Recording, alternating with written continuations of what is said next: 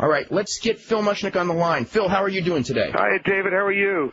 I'm doing very good. What's been going on? I don't know. You tell me. I don't know. Have you? What are your thoughts? Did you see the state senator who proposed some sort of legislation regarding drug testing wrestlers? No, I didn't. Tell me about that. Okay, it's actually came out today. I heard it on the radio yesterday. It's State Senator Tom Liebus, a Republican of Binghamton, New York, is recommending mandatory drug testing for pro wrestlers competing in New York. McMahon, basically, this quote from Vince McMahon. The drug testing would be part of the state's licensing requirements. So that would mean commission. State licensing requirements. That would be part of the commission duties then. But McMahon said that he had the absolute fail-safe test, and then he said there's no such thing. Yeah, that's true. So what was? I'm sorry. It doesn't even like specify what they would be testing for either, whether it be steroids or recreational drugs. Well, we're testing urine or blood. If we're going to test blood, watch out below. Yeah. Mm-hmm. This says that this is McMahon's comments. He goes, "We are performers. We are showmen.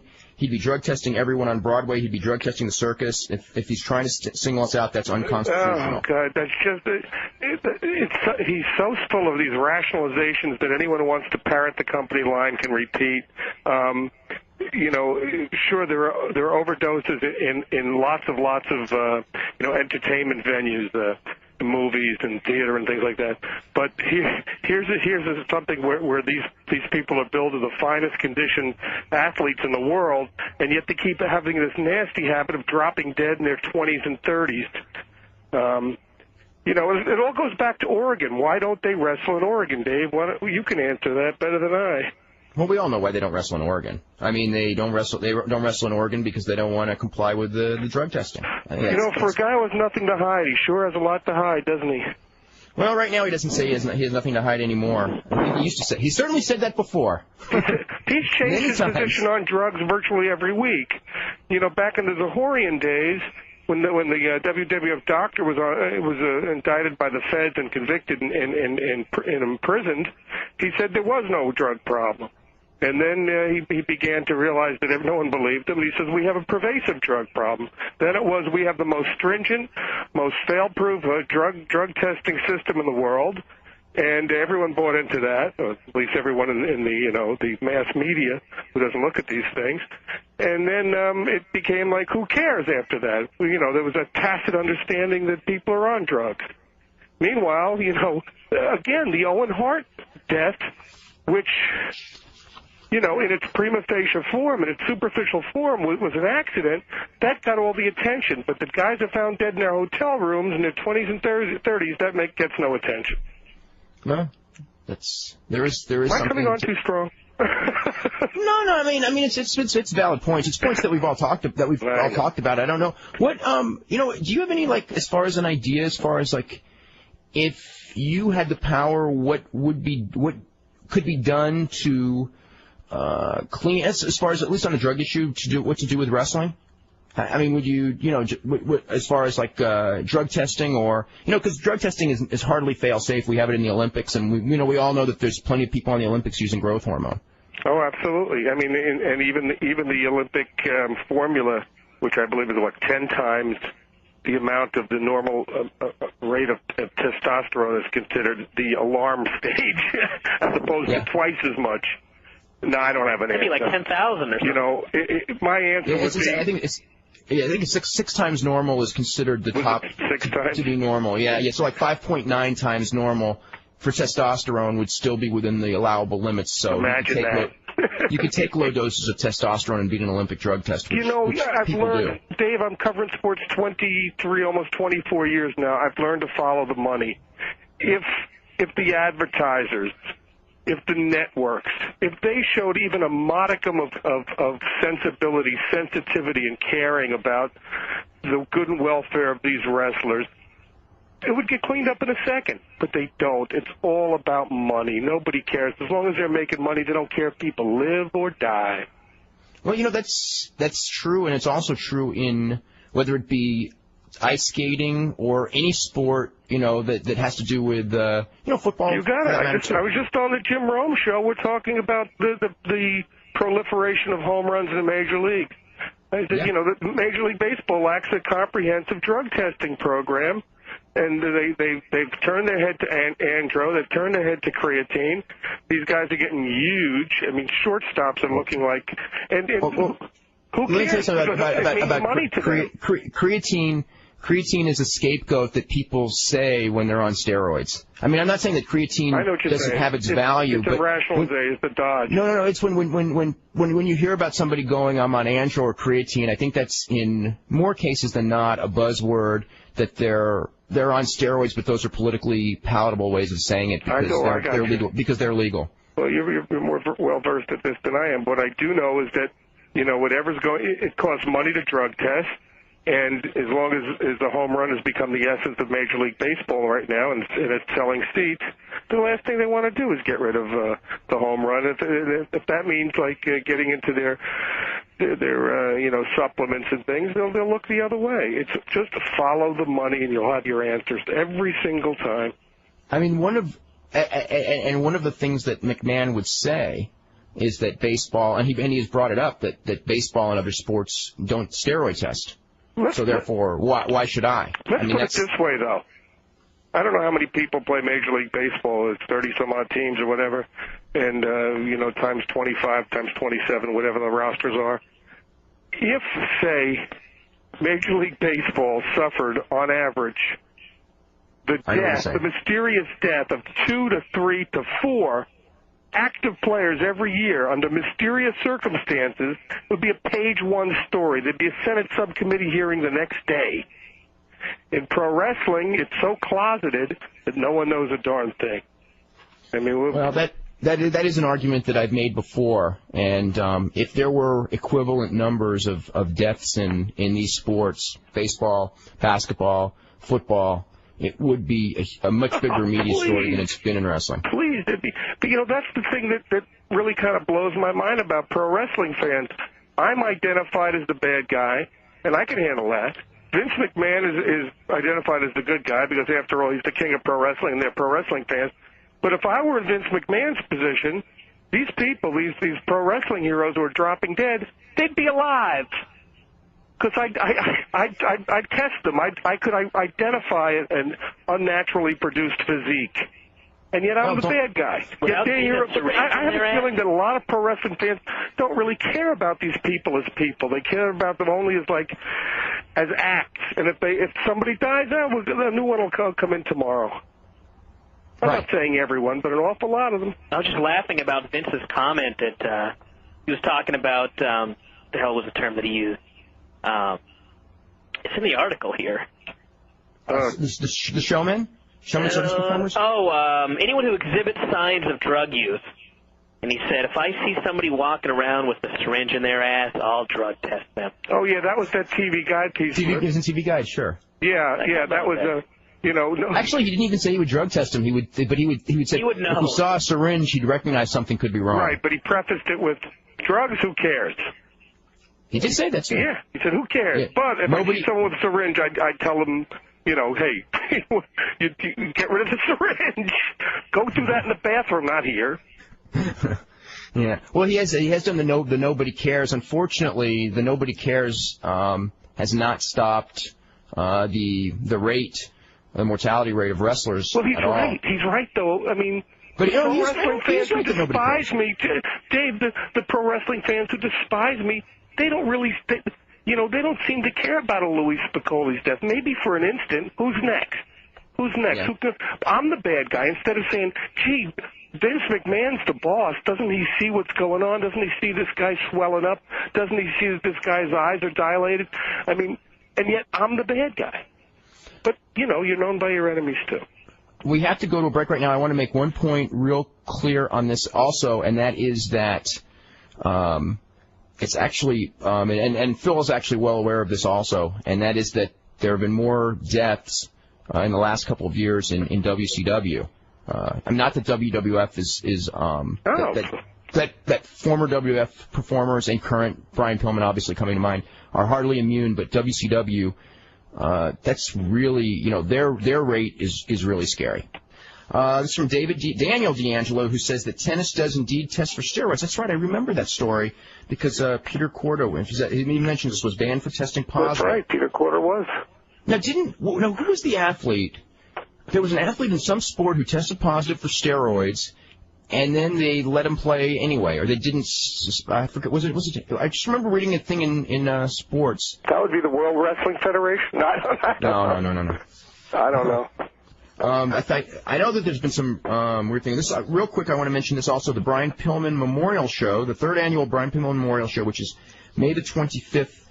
Chris Candido mentioned this on our show the other day. Chris Candido will face Billy Kidman, and also there will be a match. It will be a tag team match involving Chris Benoit, Dean Malenko, Perry Saturn, and Eddie Guerrero.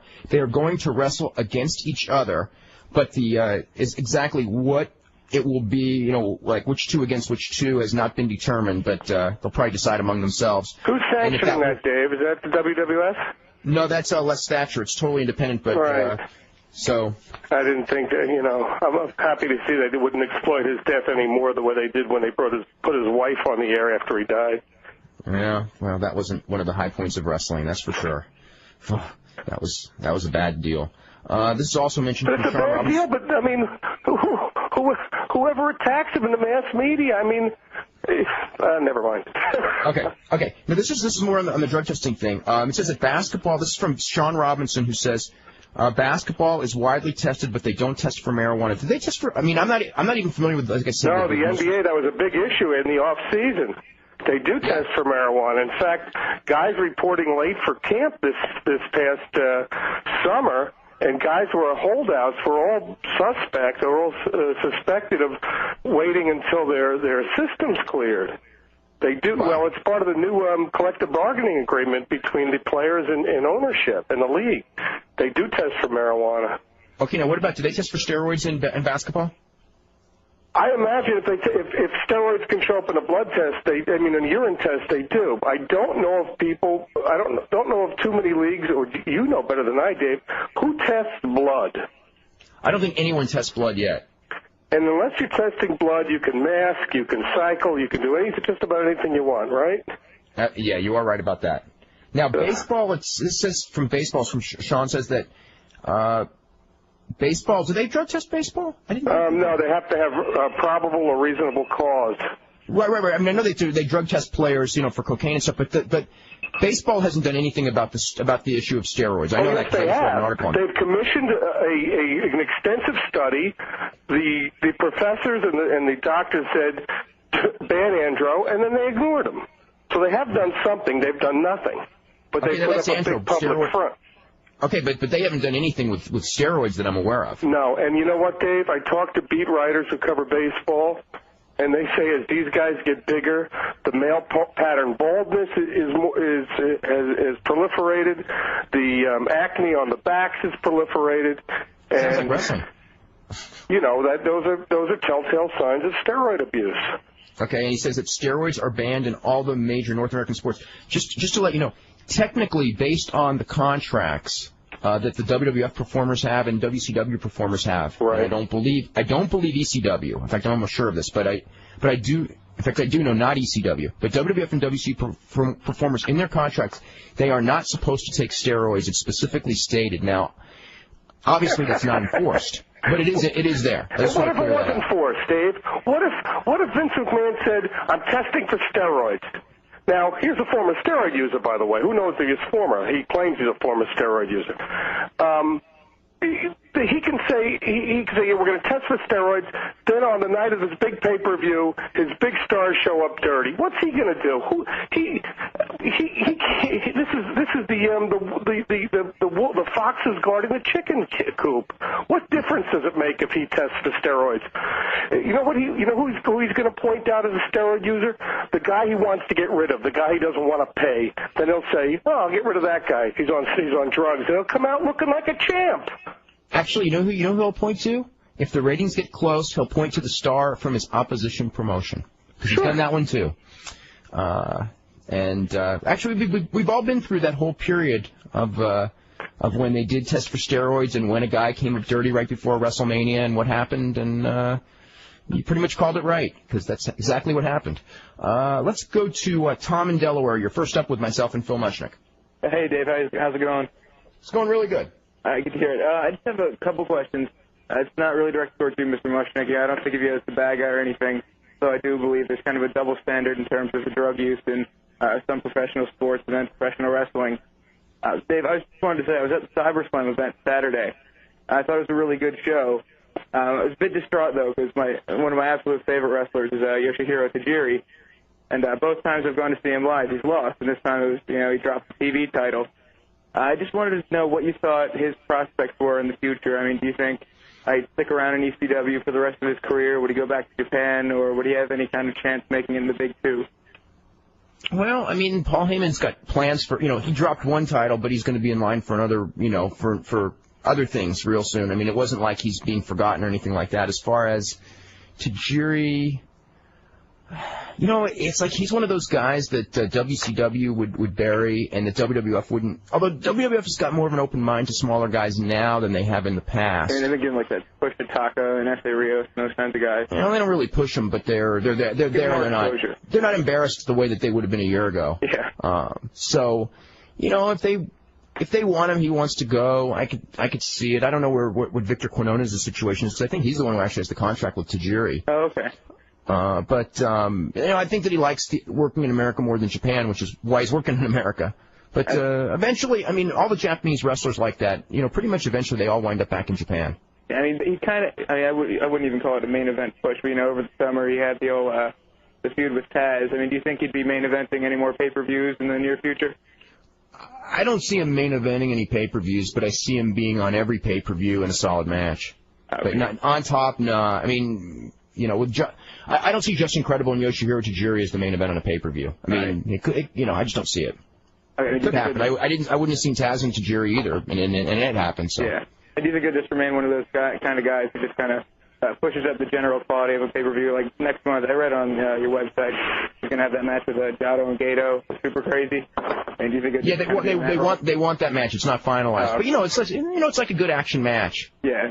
Nice. It's the difference between an average show. If it hits, it's the difference between an average show and a good show. Nothing wrong with a good show. Yeah, and just one other thing. Actually, my favorite WWF wrestler, Undertaker.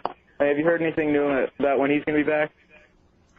Everyone seems to think right around King of the Ring. King of the Ring. I mean, he'll be on TV. I think he'll be on TV in the next month or so. And in the ring, as soon as he's healthy. He's torn pec. Kind of interesting, torn pec, huh, Phil? Yeah. What kind of angle do you think is sticking him back with Kane, or would be Big Show? I mean, he's with Big Show when he left. I got the impression he's going to be back with Paul Bearer, which means that he'll probably be back with Kane. Okay, well, thanks a lot, Dave. Okay. All right. Let's go to Richard in Canada. Richard, you're next up. Hi there. I guess my first comment is I agree with a lot of what Phil's saying on his drug use policy. I do wish it was tested more. I really don't like to see these deaths, especially with all these families. Some of these families going without a father for a long period of time. I also agree with his views on marketing to children, but I don't really agree with his views on toning the product down from where it is. I don't mind an adult-based product if it's marketed towards adults. Well, I'm sorry, what's your name, Richard? Yes. Hi, Richard. I agree with you. I mean, but you and I both know that we walk into Toys R Us, or what, I don't know what you have in Canada. It's Toys R Us up here. They even have a shop zone for the WWF, which I find kind of humorous in a weird way. It's not called Toys R Us A? No, it's not a cheap shot, and I apologize for that. But when you walk into Toys R Us, when you look at the commercials that are on WWF and WCW shows, they're not geared toward adults. The whole thing's geared toward kids. You don't see adults walking around with WWF T-shirts. You see children walking around with it. So yeah, I'm not looking to censor it as it relates to adults. I'm looking to have a real sense of reality about this. If they had to choose between an audience of 15-year-olds and an audience of 30-year-olds, what do you think the WWF and WCW and ECW would? Well, maybe not the ECW, but what do you think, given those choices, if they had to push a doomsday button? Will we market ourselves to 15-year-olds or 30-year-olds? which one would they choose? They choose the 15-year-old. So what we wish and versus what is are two radically different things. Yeah, are many adults enamored by the WWF, WCW? Of course they are, but that's not their main. That's not the main thrust of their marketing. You're not walking into a toy store and buying. I bet you. How old are you, Richard? I'm 23. Do you have any WWF video games? Yeah, I have a copy of SmackDown. You do? Yeah. Wonderful game. What is it rated? I would think... Not that ratings mean anything. You know, when I was a kid, you told me not to do something. I did it. I think it's teen just because there isn't, any blood. It's just the fighting game because all the other fighting games I have are T. But we both know, there's a reason that M&Ms are advertised on WWF shows as opposed to United Airlines. There's a reason that video games are advertised as opposed to, Merrill Lynch. Well, it's the perfect audience for video games. You got your male teenagers and early adult males. So, but I know what you're saying, Richard. I'm not looking to censor it as it relates to adults, but we both know that the WWF and WCW will dry up and blow away without minors. You do have a point there because the kids are the fresh blood for the market. They need to replenish when either people tired of it or they just move on to something else. When pro wrestlers show up at a shopping mall to sign autographs, look at the lines. It's 9, 10, 11-year-olds. It's not 30-year-olds. Richard, you're probably not going to go out of your way for that. And if you are, you'll probably be done by the time you're 25. Even when he says the Saturday afternoon shows and Saturday morning shows are cleaned up when McMahon makes those claims, it's such nonsense because you hear them chanting the obscenities in the background. So, and plus they're promoting the primetime stuff. McMahon's even tried to change what a minor is. He says that we put up a warning, 14 and below. But wait a second, is he going to hand a 15-year-old his car keys? Is he going to have any problem with someone having sex with a 15-year-old? Is he going to sell alcohol to a 14-year-old? What are we talking about? So he's carefully shown that, he says, well, we have an adult demographic of over 60%, but that demographic begins with 14 years old. Those are minors. Actually, the 60% would be 18 and over, because it's 62%. And what percentage of that, and what percentage of his audience would you suppose, Dave, and you know this a lot better than I do, would be responsible for buying his merchandise? Would be under 18 years old. I think that most of the merchandise is probably, not all of it, but the vast majority would probably, okay, the meaning age of his audience, average WWF consumer would be 23, 24 years old. I think that the merchandise probably skews quite a bit younger than that. You bet. I think it depends. There's certain things there that... Do you have it, Richard? You don't have any... Well, maybe Richard, no offense, but do you have WWF action toys? Not WWF. WCW? Nope. Okay, you have wrestling action toys?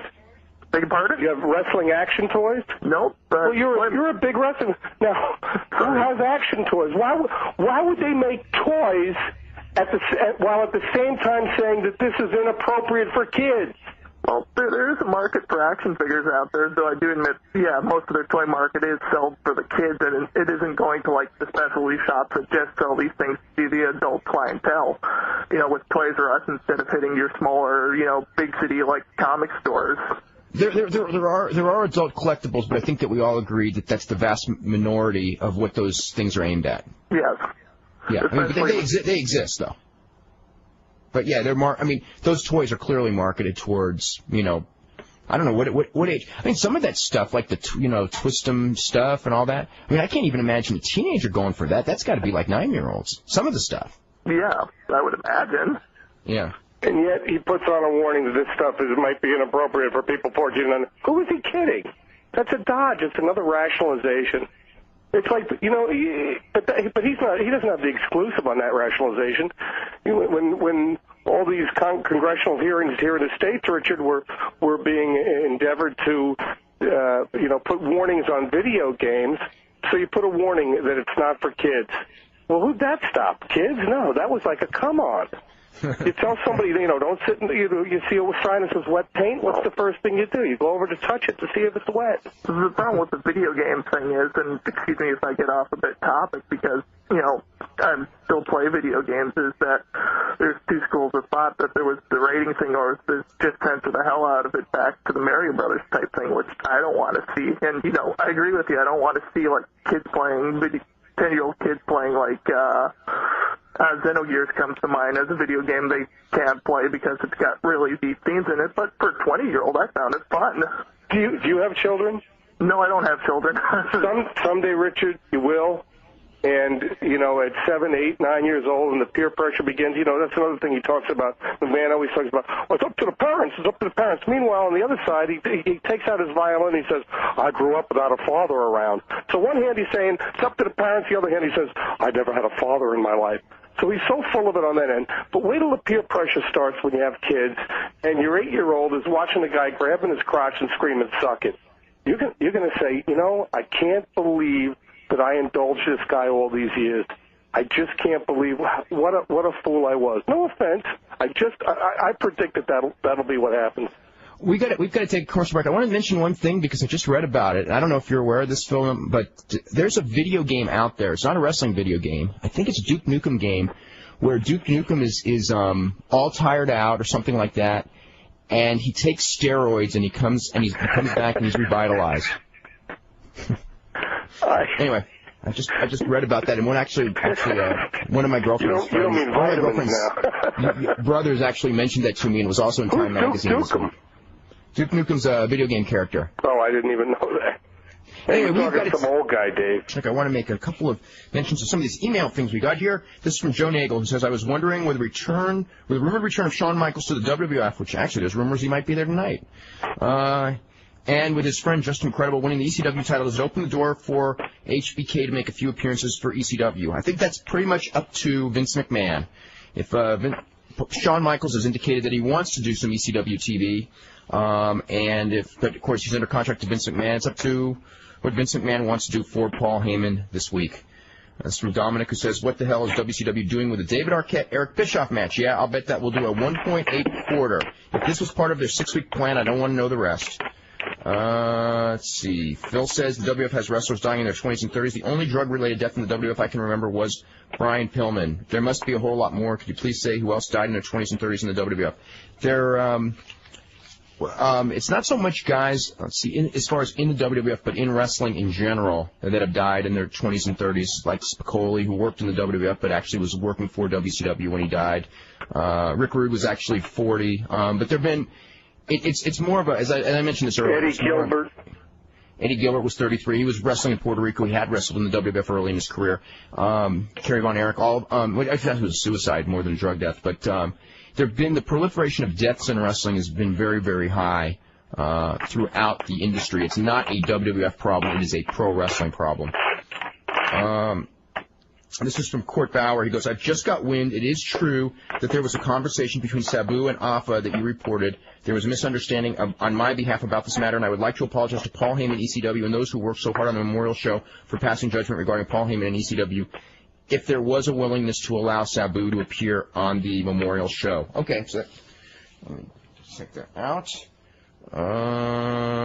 Let's see. This is from Eric, who says, I think the reason a lot of wrestling fans hate Phil is because the only time he seems to bash wrestling, it's Vince McMahon, it's the WWF. He does make good points, but the WWF is not the only game in town. Look at WCW. They've had contracted wrestlers die, and it's pointing to the WWF. What about WCW? I've killed Ted Turner. I've lampooned his Goodwill games when he pledged $1 billion toward the UN to advance goodwill among people. I wrote 2 consecutive columns about how this phony is, he's worried about all the children of the world except the kids in America. Are you kidding me? When he brought Hulk Hogan, after Hulk Hogan was shown to be a character built almost exclusively on steroid abuse, I killed him for that. I've gotten all over Turner for this stuff. Let me just go through this. This is from Dustin James, who's wondering if the Hardys are going to be. Haven't I?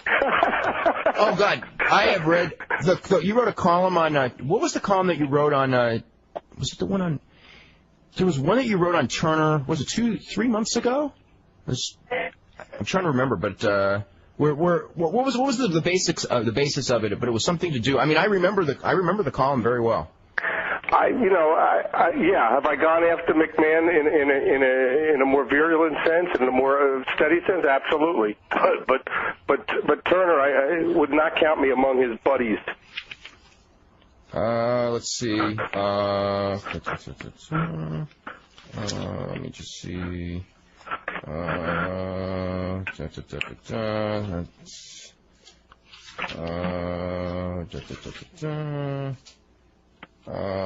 Okay, this is addressed towards a phone call. I take offense to what was said earlier because I'm 15 years old and I know the difference between fake and real. I don't think the problem is with 15-year-olds. I think the problem is coming from younger kids. I consider myself to know quite a bit about my age and a lot of what goes on backstage. According to the term, you could call me a smart mark, but I don't hit people with chairs or swear because Steve Austin does it. So who is that directed at me?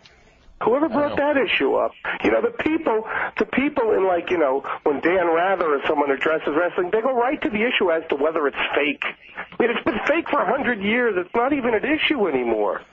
I know my point isn't whether it's fake. It's whether it desensitizes people. That's my issue, and I'm convinced it does desensitize people. When you pitch negative ethnic stereotypes and hatred and misogynism and homophobia and graphic violence to beat the band, I think it diminishes us all at every age. I mean, that's not the point, whether it's fake and whether this guy, and even when the wrestlers say, if it's not fake, why do I have this hip replacement?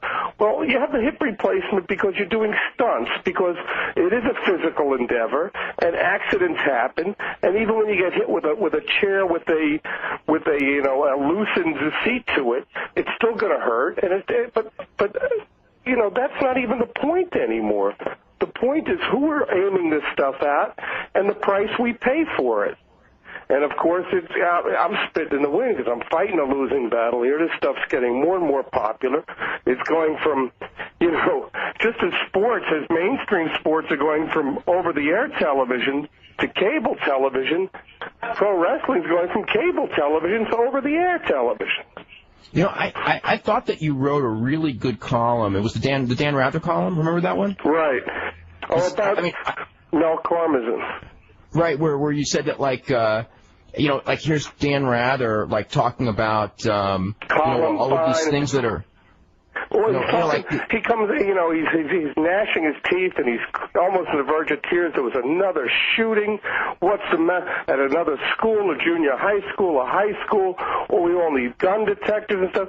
And, what's happening to our children? I'm so filled with anguish. I'm gnashing my teeth. And at the same time, his boss, Mel Karmazin, is negotiating a $100 million equity deal with the World Wrestling Federation. Now,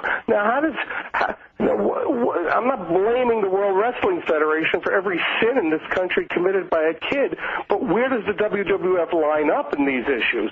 On the side of good or the side of bad? Does WWF provide positive redeeming values, no redeeming values, or negative redeeming values? Or if they can't have a negative redeeming value or negative values. In my considered opinion, it provides kids negative values. So here's Dan Rather. He's on his knees crying, and meanwhile, don't tell me, Dan. Go up and talk to your boss. Yeah, I know. I thought that was like you're a network sitting there in judgment, and yet nobody, and for financial reasons, there's nobody willing to. What would I say? Turn their back on popular programming that would make them money, even if it was aiming a message to children that wasn't necessarily a positive message to children, I guess. Absolutely. Let's go to George in Boston. You're next up with Phil. Yeah, hi. I was just wondering, Phil, you've been following wrestling for over 20 years, I'm guessing, right? No, I haven't. I mean, I watched it as a kid, and then I started following it around '89. Okay, the Orient thing is when I came back. Okay, this is a stupid question. I was wondering, you ever heard of the wrestling legend Sam Muchnick? Yeah, you know, it's funny. My late father's name was Sam Muchnick. Oh, my God. I was saying to myself, different spelling, different families. That's Sam Muchnick from St. Louis, Missouri. I was saying, he must know a lot about wrestling. What if he was like a nephew of this guy? I know. You know, Phil Muchnick and I know Sam Muchnick's nephew, Irv. That's Irv. Yeah. No relation then, huh? That's funny. We both know Irv Muchnick, who's Sam's nephew. Okay. Who wrote a lot of articles on wrestling in the early '90s. Okay. Because I thought, oh my God, this guy has the same name of a wrestling legend like Muchnick, Sam Muchnick. No, I'd be living off residuals. I'd be very pro wrestling. Yeah, I'm not even that, but he wasn't probably into was like today. He was friends with Lou Thesz, right? Sam Muchnick and Lou Thesz were business partners forever. Yeah, Lou Thesz is the way it is today.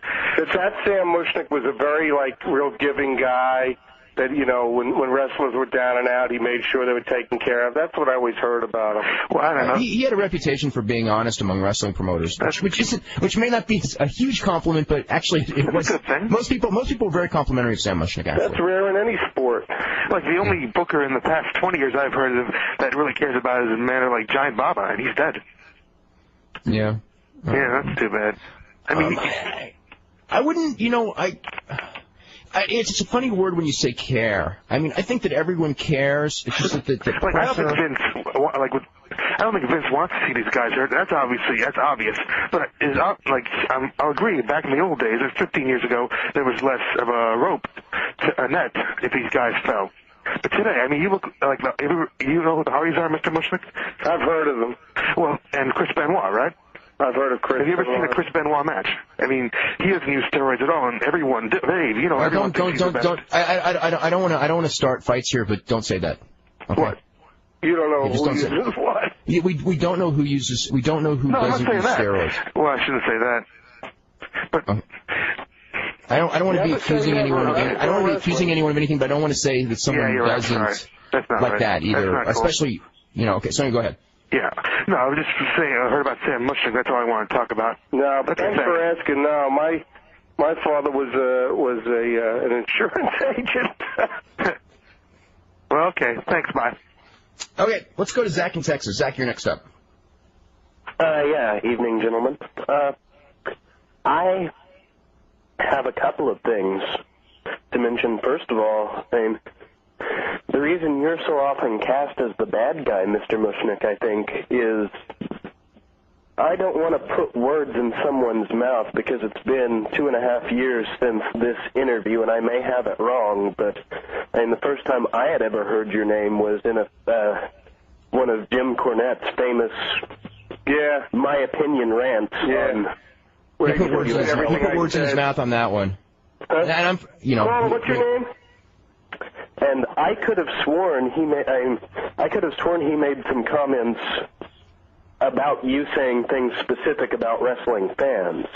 That he may or may not have said that. I don't have it on tape. I don't remember it. That was the thing where I think, Dave, was that the cartoon character thing?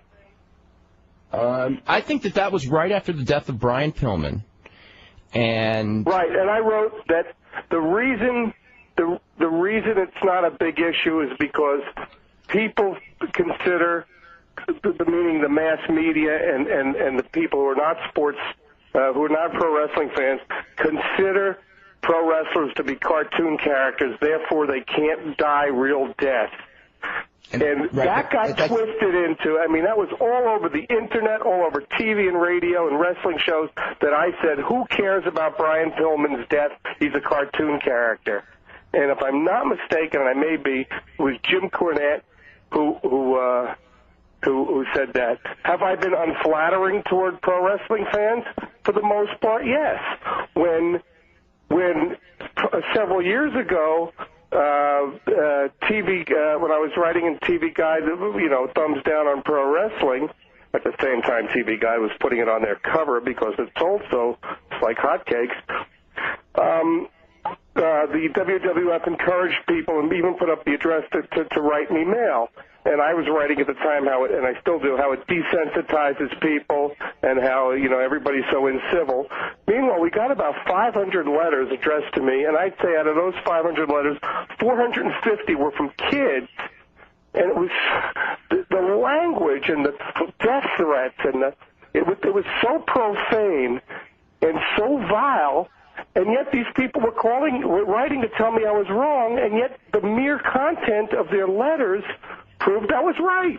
Well, I confess to having written one of those letters, but it wasn't profane. I mean, I thought Well, you were one of the 50. was well-reasoned and all, but, I mean, at that point, when Cornette made that rant, I had not read your work. I have since, and I have not found a lot referring to fans as bad people or whatever. But I think that I can a bit. I mean, I got my nephews and my neighbors. They're all pro wrestling fans. Right, but I mean, a lot of the publicity given to you by the wrestling companies. But what do you think of WWF's going to treat me in a fair and equitable manner? Right. No, I don't think they do, and that's the point. They don't treat anyone that way. They don't treat their own employees that way. Why would they treat me, a critic of theirs, that way? Touche, but I mean, they try to cast you specifically as going after the fans more than the wrestlers, and I think that is why you are seen as a bad guy, because so many people think that. To that extent, maybe I deserve that. Maybe there is a modicum of truth to that. I have probably, and I should apologize for that. I probably have overgeneralized the pro wrestling fan. I have learned in 12 years that there's no such thing, at least among adults. Right. There's no way to completely classify or characterize or generalize a stereotype the pro wrestling fan. And as someone who fights the stereotypes that pro wrestling promotes, the negative ones, I shouldn't be guilty of same. I will tell you that I have done that, not in the recent past, but probably, clearly I have done it in the past. I haven't done it again. I never will. I've learned that I was wrong. And my other point is something that Dave brings up fairly regularly, brought up in the Bret Hart interview that's going to be running again on Thursday, is WCW's contracts allow for people to have their pay cut in half or be immediately terminated if they can't work for 30 days straight. And if you look at the deaths in WCW in the past couple years, they were either, and the majority of them seem to have been accidental overdoses on painkillers and pain medication. And I was wondering, obviously there's got to be some correlation between the two, but I was wondering your thoughts on that. If that's true, if that's such a contractual stipulation exists for someone to sign, I'd like to, I'm going to go to law school tomorrow. I'm going to get my degree as quickly as possible. I'm going to represent these people in a class action suit, and I'm going to own whatever Ted Turner owns. It's going to be mine. What I can tell you is that exists.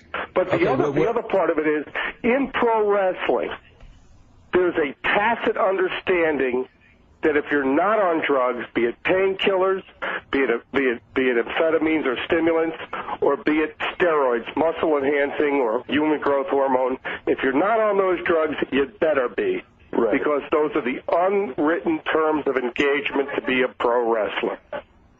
But I mean, let me just get to one thing. In the WCW contracts, in the new ones, and I think in most of them, it enables them to cut pay in half if someone is not performing for 30 days, and termination after 90 days if they're injured and unable to perform.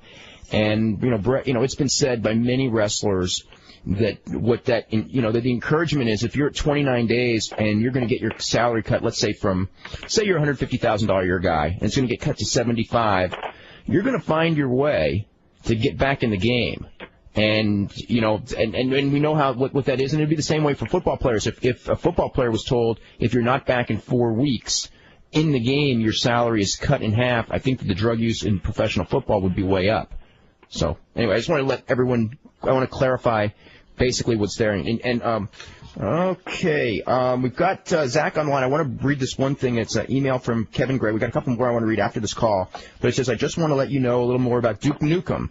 The guy does take steroids, but it's not to become refreshed.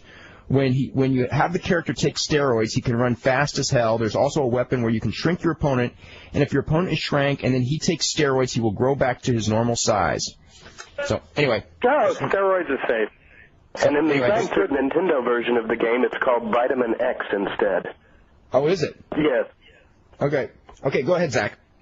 I don't really have a lot else to say. I was just wondering what Mr. Muchnick's thoughts were on that subject, because, I mean, like you said, there's no way that it can possibly not contribute to painkiller abuse. And, I mean, if you think about it, Spicoli, Duncombe, a lot of the Rick Rude as well. Yeah, they were all having to do with painkillers. Right. Yeah. It speaks for itself. It really does. I mean, in Hollywood, one of the analogies that McMahon always uses, at least when an actor dies of a drug overdose, it's on the front page. In pro wrestling, we all, three of us know, Zach, Dave, we know that it's closeted. Yeah, I don't know what the WCW's contractual stipulations are, but again, if there's a 30-day period where you must work. Oh, there is. Really? There is. Oh, they cut. You must work 30 consecutive days or risk. No. The stipulation is that if you are injured and unable to get back, let's say they are contractually able to cut your pay in half. If after the 30-day limit, and that's to encourage people to come back, and there definitely is, and there's a lot of guys who have had their pay cut in half because they were unable to perform for 30 days. That haven't been. That's stunning. I mean, it's very selective enforcement, of course, just like everything else. Right. And was it 90 days, I think, and they can terminate you for. But they basically have that in cycles anyway. But the 30 days to and your pay is cut in half is in the contracts, and there were several major names that actually had their pay cut not all that long ago, including Bret Hart, as a matter of fact. As what I essentially see as a combination cost cutting measure and a way to encourage them to return. And clearly, if Bret Hart had returned to ring action. Because it's, in his case... would be in the same place as Masakatsu Fukuda now. He could be. Let me tell you something. If he was... in the case of Bret Hart, you're talking about over the course of a year, that 50%'s like 7 figures. I guarantee you, fellas, on a blind, I guarantee you that those contracts are in violation of the National Labor Relations Board. They've got to be.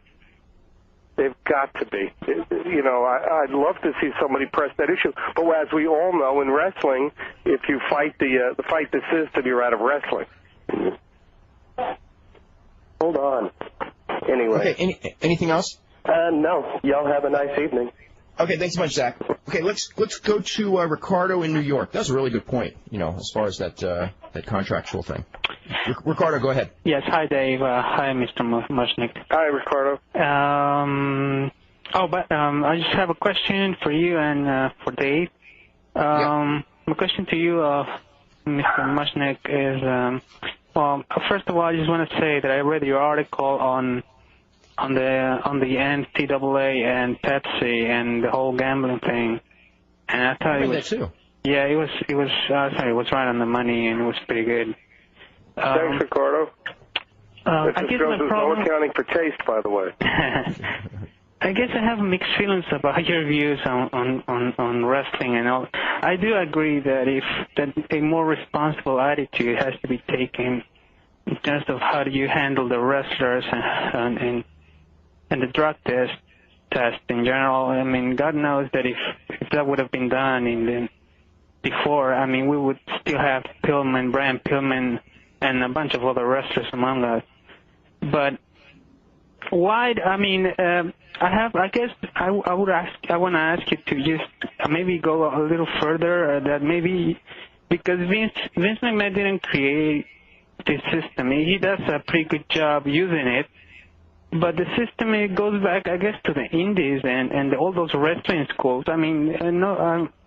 Well, it's hard for me to believe that. There used to be slavery, Ricardo. They used to burn witches. I mean, we allegedly live in an enlightened age. Let me just tell you, the essence of Vince McMahon can be found in his newly formed XFL. Here is a fellow who is being sued by the Owen Hart family in a wrongful death case, and at the same time is announcing that his football league will do away with the fair catch. Now, what is the fair catch designed to do? It's designed to protect players from having their necks broken. Because to catch a punt at the same time you're being hit is to put yourself at great personal risk as it relates to your neurological safety, your well-being as it relates to living and dying. And this is the first thing he announces, or one of the first things he announces, is we're going to get rid of the fair catch, and as his spokesperson said, we're looking for a more visceral league. Visceral meaning crude. What does that tell you about this man? Do you think he gives a rat's tail whether these people get hurt? He cares about his pocketbook. Yeah, we know. He cares about how far he can get over. He's become a caricature of himself. Yeah, we know what kind of promoter he is, and we know what he did to Bret Hart and all the stuff with Tillman's wife. Right. We understand that. I just wanted to know. I just wanted you to maybe see what's going on in the indies or those wrestling schools. I mean, it's hard for me to believe again that these people is not telling these guys, you got to take some, drugs, in order for you got to grow up, and you know what you have to do, right? So that's also big part of the problem. You know what the big problem is, Ricardo? Let's get real honest with ourselves. I don't mean to put you on the couch here. I'm not a psychiatrist or a psychoanalyst. All right. The problem with you and so many pro wrestling fans, and Dave, I admire you because you put me on. We've become Confederates, even though you take a lot of heat for being my buddy. And the problem is that we like pro wrestling even though we know it's no good. Even though it's hard we have to rationalize the living daylights out of it to get over on it. We know that it's not good for society. We know that it's aimed at kids. We know it's no good for kids. We know it preaches all the wrong things. And yet we want to remain wrestling fans. That's the problem. So, Mr. Muchnick, you mean to tell me that if it was up to you, you would completely erase the pro wrestling from America? No, absolutely not. I grew up with pro wrestling. Mm-hmm.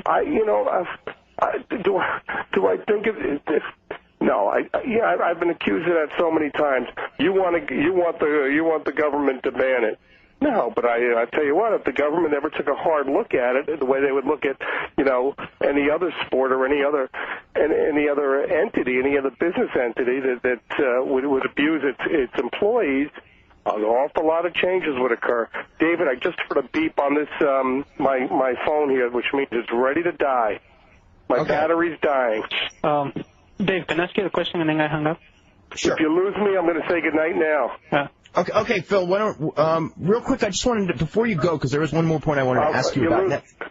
Am I losing you? Hang on. I'm going to try to get downstairs.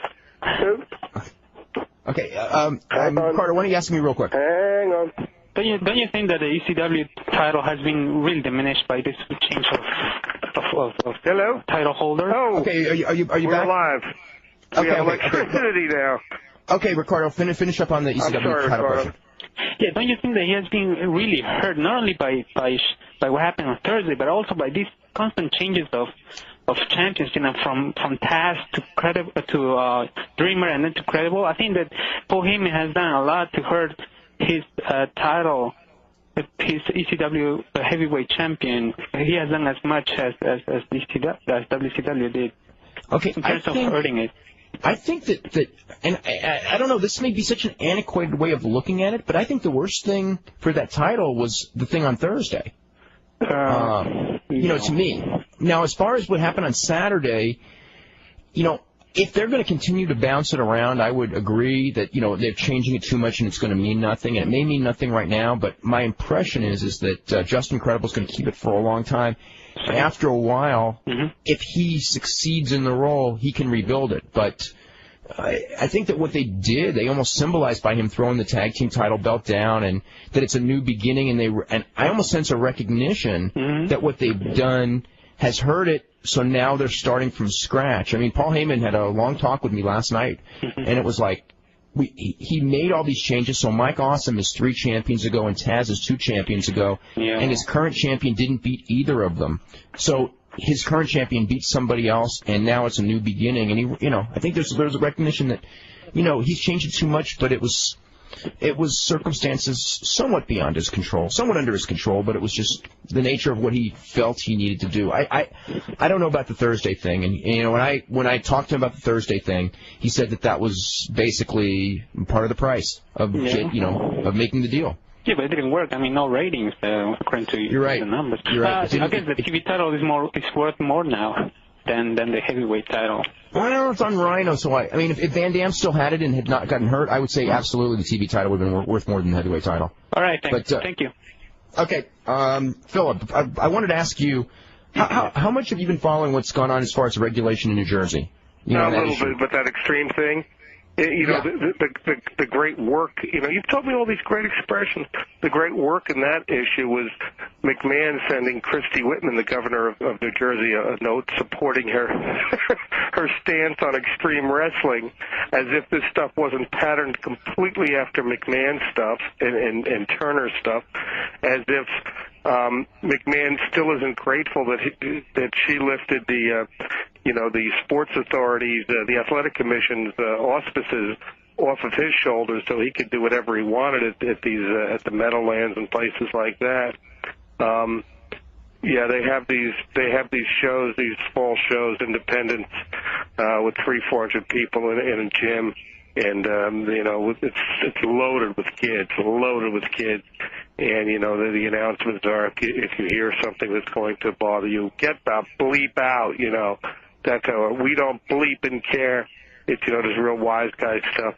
And there was the Star Ledger of New Jersey. New Jersey's biggest newspaper ran a front page expose on this stuff. And of course, once it hits that kind of media pressure, the governor and her minions reacted. And sure enough, Vince McMahon jumped in to try to distance himself from it, saying, "I support what Governor Whitman feels about this stuff." And he's the progenitor.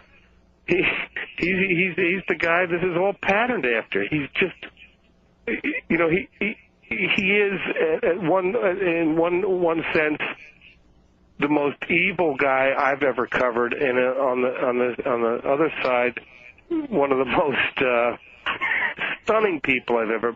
He has no conscience. Everything is a work, and he gets over more times than not. If he wasn't getting over, he wouldn't be where he's at now. I want to mention one thing before we head to a break, and this is a post from Shawn Michaels. This is having to do with, I guess he will not be on the show tonight. This is from the rumors that started as far as him being on the show, and he just goes, I don't know of any return as of yet. I do have a personal appearance the day before Backlash, but I'm scheduled to return home that night. I can assure you that unless someone calls me pretty damn fast, I will be on that plane home.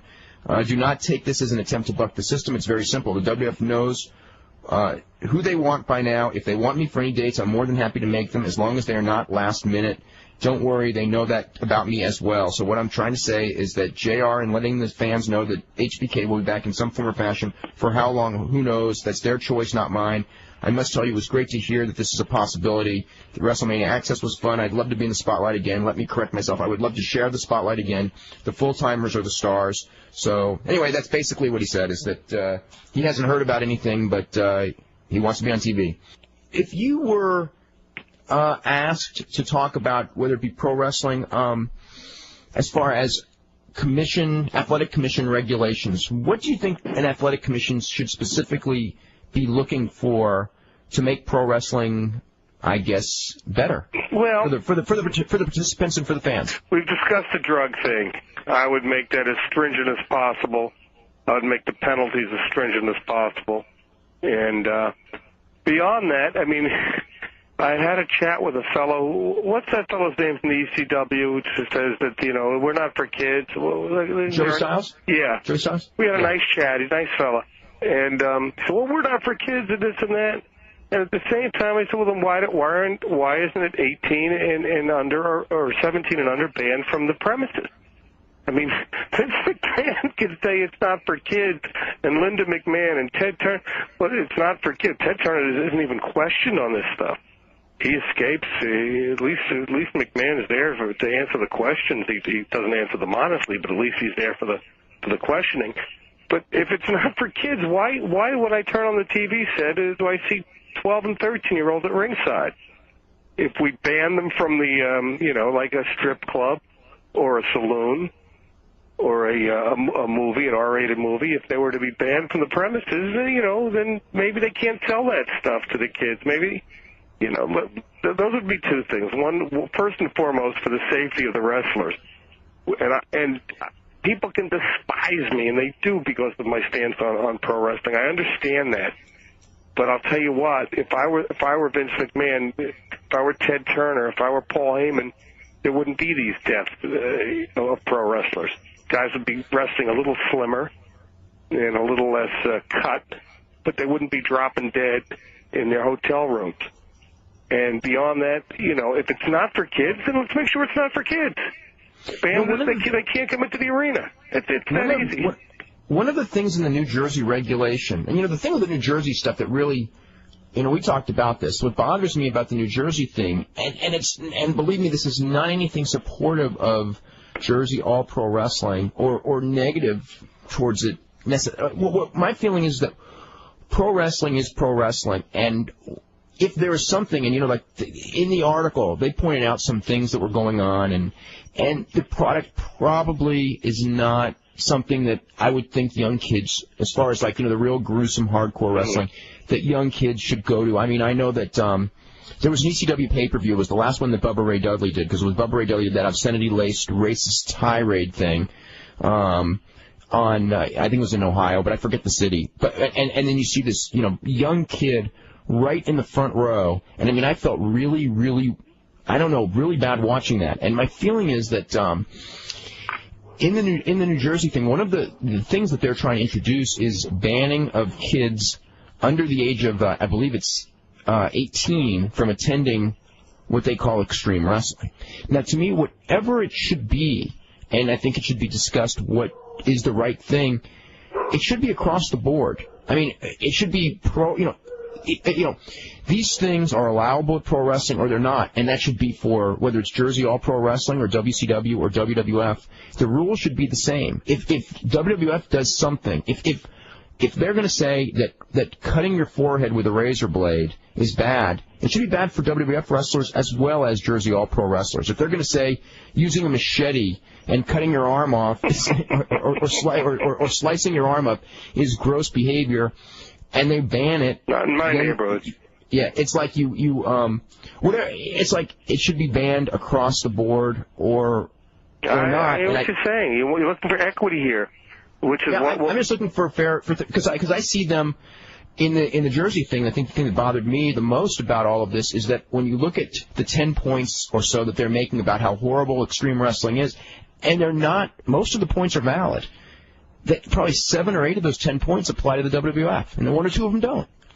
And I don't know which was worse, like the newspaper making a big deal out of the woman who or girl who got power bombed through a table and ended up cracking her neck in doing so, or the fact that WWF 2-3 weeks earlier, however many weeks earlier it was, did the exact same thing at the Meadowlands to a 77-year-old woman who, through the fact that she knows what she's doing and that she was lucky, came like a quarter of an inch from hitting her head on the floor, which would have been disastrous. And they've let Mae Young do things.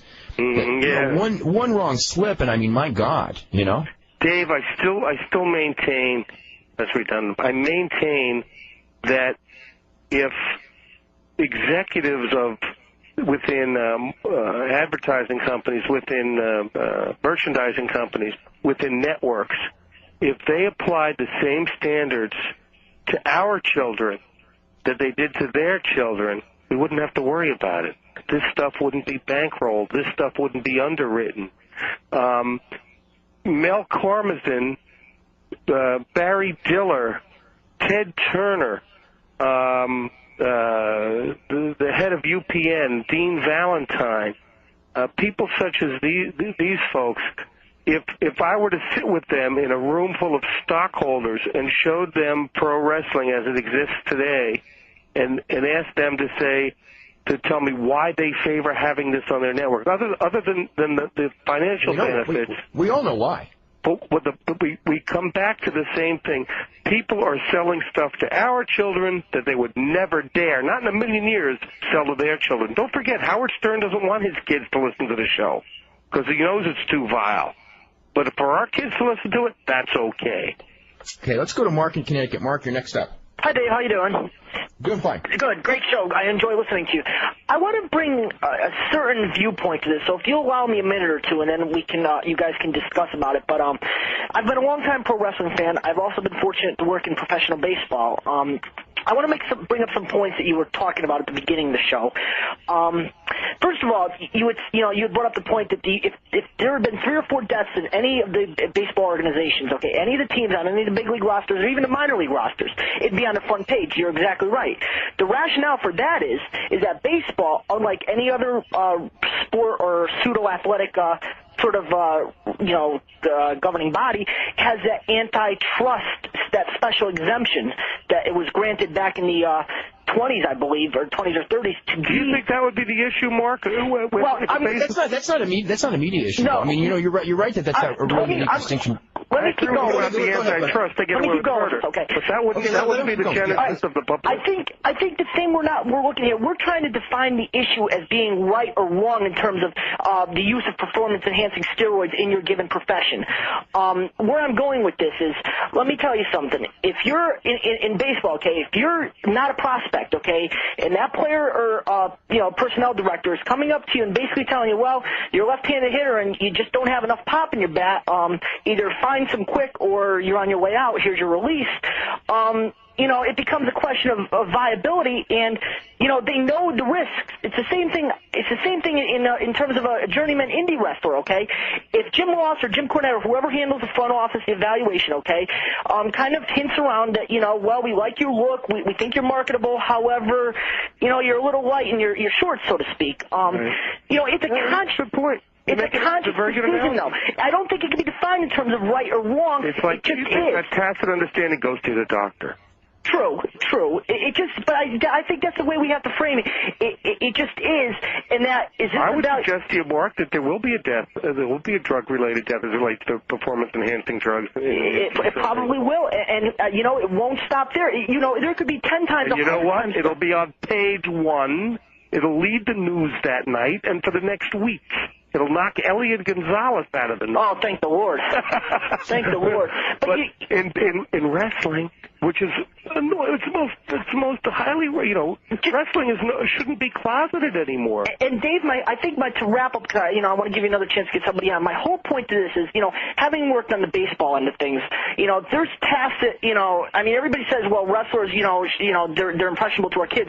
Hell, Phil, you can go out to the New York Penn League on any given night. Go over to Staten Island, see the Yankees A-ball team. I guarantee you half of those guys are on the juice. And they're going to be because they have families, and it becomes a conscious choice.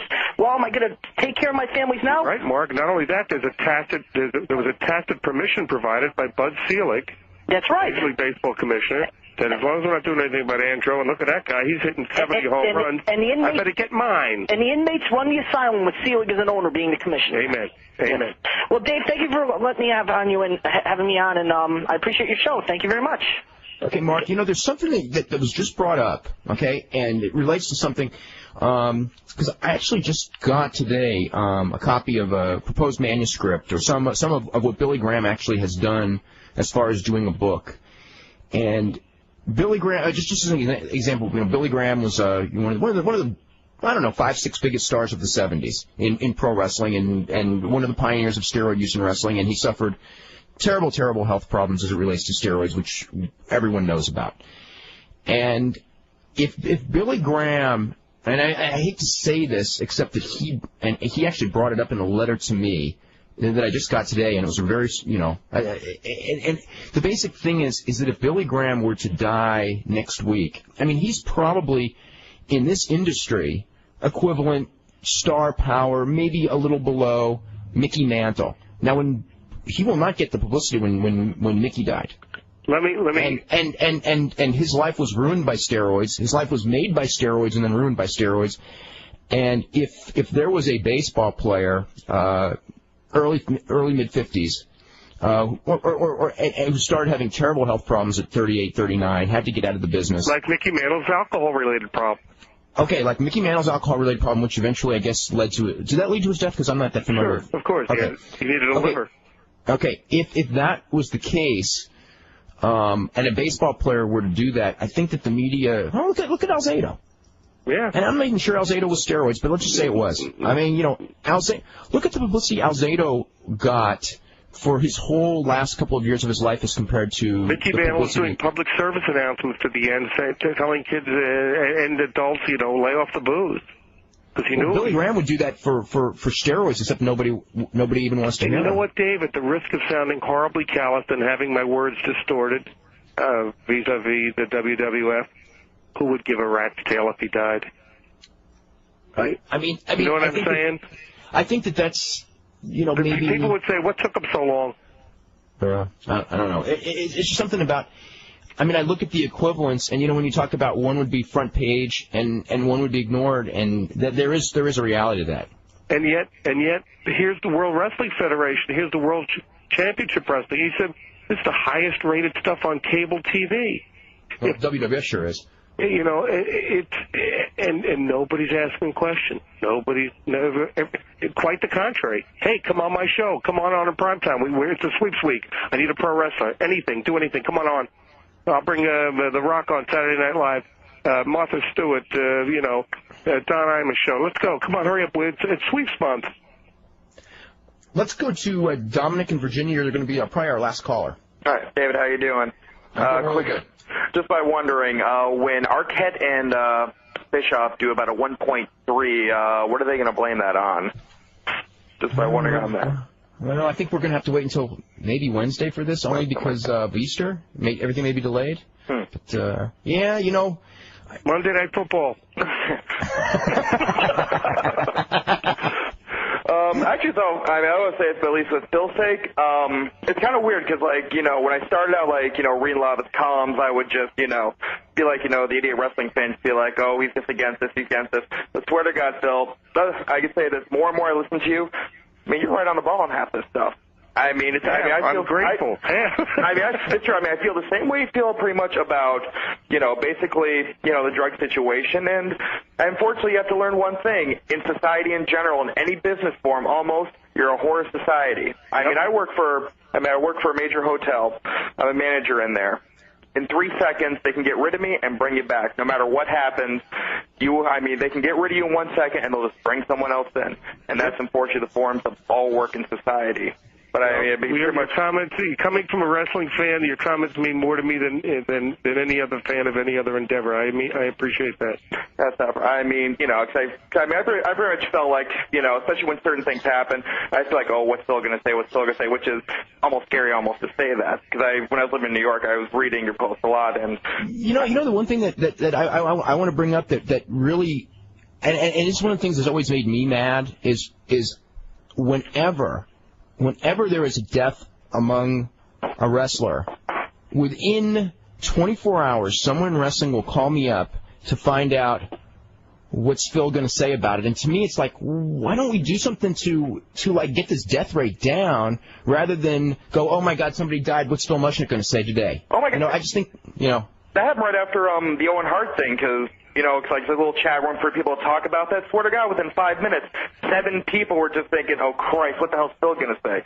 Which is, it's almost like it seems like you're the anti-wrestling in a way, which in some fans, you're almost like on a low level, like I'm basically an ECW fan, kind of like we feel on Bischoff, but a bottom barrel, but. My big problem with people is, why don't you ever write about the bad things that go on? Baseball and they don't read your columns. I'm an advocate that, well, I'm not an advocate. I'm a plaintiff that virtually all the sport has been removed from all of our sports as a means of marketing. Oh yeah, I was actually watching the thing with your talk on the last word for about probably got to maybe the last 5 minutes of it. So kind of like it's been a busy day. Yes, multimedia day. You've done everything else. Actually, I want to talk to you because I did end up going to CyberSlam over the weekend. Really, the swerve. I mean, pretty much when they ended up having the Credible Dreamer match. Basically, everybody had, their own thought. Either, basically, Credible was going to run the ball and go into basically, everybody knew Van Dam's going to be next. That's obvious. That's Van Dam's no matter what next. They feel it's either going to be, Dreamer turning heel or Credible, basically having the bell, which from the call you had a couple minutes ago, or I think about 2 callers ago saying devalued, it's a total new beginning right now. And I think pretty much, the card itself was just, CyberSlam always seems to be the best show there. This is my 3rd straight year of it, and they always pull the best show. The only thing I really wasn't getting into was pretty much all the Too Fats, because Too Cold was there, and he just looked huge. I think worse than he did in '96 when he was really letting himself go. Wait for you to go right back. Yeah, Dominic, I really have to wrap this up because we're totally out of time. No problem. Okay, Phil, I want to thank you very much for doing the show. We'll talk soon. Okay, and I want to tell everyone tomorrow we'll have Bruce Mitchell on at 6 p.m. We can talk about tonight's wrestling, which starts momentarily.